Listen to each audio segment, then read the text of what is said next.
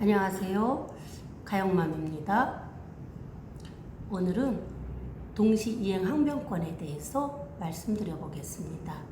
저희가 중개 실무로 여러 가지 사례들이 있는데 그런 사례들을 하나하나씩 한번 제가 말씀드려 보겠습니다. 도움이 되셨으면 합니다. 동시이행 항변권은 임대차의 경우 보증금 반환과 건물 인도가 동시이행 관계 있죠. 그리고 매매의 경우 매매 대금과 등기 전 서류, 그 다음에 인도가 동시이행 관계 있습니다. 이를테면 잠깐 순서를 말씀드리겠습니다. 나가는 임차인은 이제 짐을 다 빼고 이제 보증금 반환 받을 때까지 키를 절대 넘겨주어서는 안 됩니다. 들어오는 임차인이 보증금 지급하고 그러면 임대인은 집을 비어져 있는지 확인하고 관리비 정산과 이런 거 다 확인한 후 보증금 반환을 하죠. 이럴 때 그냥 들어오는 임차인의 이삿짐 센터에서 무조건 짐을 먼저 드리려고 해요. 그럴 때 절대 짐을 드려서는 안 됩니다. 예전에 이런 일이 있었는데요. 그때 월세였어요. 보증금을 12시에 잔금 시간인데 보증금을 자꾸 미루더라고요. 그런데 2시 때도 안 되고 3시 때도 지급할 생각을 없어서 짐은 벌써 반 이상은 들어갔는데 그때 부랴부랴 다시 짐을 뺀 상태가 있었습니다. 그분은 아예 그냥 들어가 살려고 했던 거죠. 보증금 지급 안 하고. 매매의 경우 매매 대금과 등기 서류 이전 서류 하고 그다음에 건물 인도가 동시이행 관계 있어요.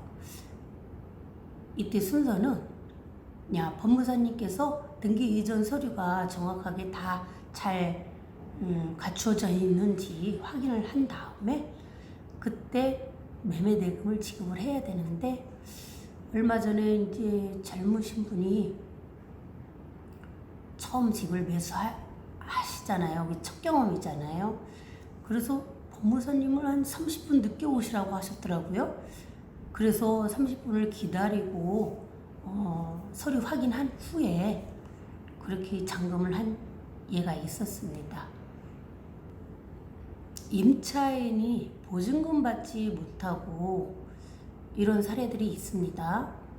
보통 요즘에는 반지하 이런 데가 잘 새로운 임차인을 구하기 힘들어서 이제 나갈 때 애먹죠. 이럴 때는 임대인 들어가실 때 임대인이 보증금 반환 해줄 수 있는 여력이 있는지 확인을 해야 됩니다. 요즘에는 반지하 거의 잘 안 나가요. 들어올 사람들이 거의 없거든요. 그러니까 들어가실 때는 입주하실 때는 만약에 내가 만기돼서 나갈 때 보증금 반환 받을 수 있는 여력이 있는지 확인하고 들어가셔야 합니다. 요즘 예를 들어서 반지하에 들어오는 분이 없어서 전세 1,800만 원 그 보증금 안 받고 임차인이 이사를 갔습니다. 1년이 넘도록 그걸 못 받았어요. 안 나가니까. 새로운 임차인을 못 구해서 임대인은 보증금 반환을 해줄 돈이 없다고 안 주고 있었어요. 이런 경우가 있기 때문에 입주하실 때는 잘 확인하고 들어가시는 게 좋습니다. 보통 다가구 단독주택 같은 경우가 이런 예가 많습니다. 이런 거는 조심해서 들어가실 때 잘 들어가야 하십니다. 최근에 임대인이 난처한 사례가 있었어요. 임차인이 보증금 반환을 먼저 하고 하루 후에 이사를 하겠다고 요구를 해왔습니다.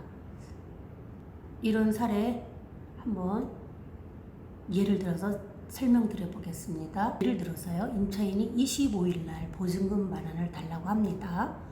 그리고 26일 날 이사를 가겠다 이렇게 요구를 했습니다. 임대인은 이제 어떻게 사정을 하다 보니 요거를 들어주었어요.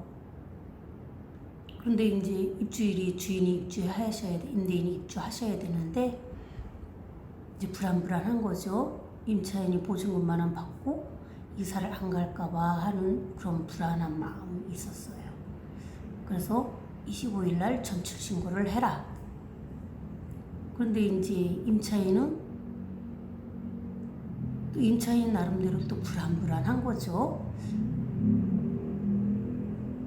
뭐 대항력을 잃을까봐 이래서인지 이런 거는 미리 방지해서 나가는 임차인도 이런 요구를 해서는 안 되고요. 차라리 이사 비용을 더 들이더라도 보관 이사를 하시는 게 서로 마음이 편합니다. 이럴 때는 완전히 임대인이 임차인을 선의 임차인이라도 악의 임차인으로 취급받을 수 있어요. 그러니 조심하시는 게 좋습니다. 그리고 임대인도 이런 요구를 절대 들어줘서는 안 됩니다. 도움이 되셨기를 바랍니다. 다음에는 어떤 사례를 들어서 또 다른 내용으로 한번 찾아뵙겠습니다. 감사합니다.